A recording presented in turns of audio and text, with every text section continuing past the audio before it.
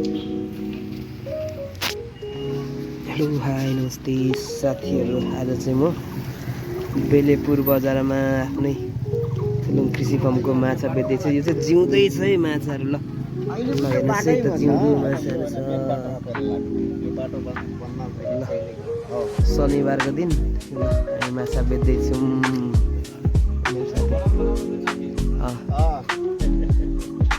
यो चाहिँ माछा बेच्ने मान्छे ता घुङ्गी बेच्दै हुनुहुन्छ भाइ। ठिक छ उता दिदी खोइ हल्लाउनु भएको। ल हामी चाहिँ आज आलु चप रोटी खाँदैछ के गर्नु? बेलेपुर बजारमा माछा बेच्न आएको। ल ल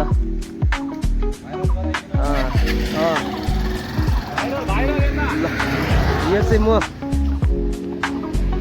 यो मेरो दोकान। यहाँ मलाई सघाउनु आएको छ बढे हजुर। ल ल माछा बनाएर कस्तो भाइरल बनाइदियो? कहाँको? ए धरानको।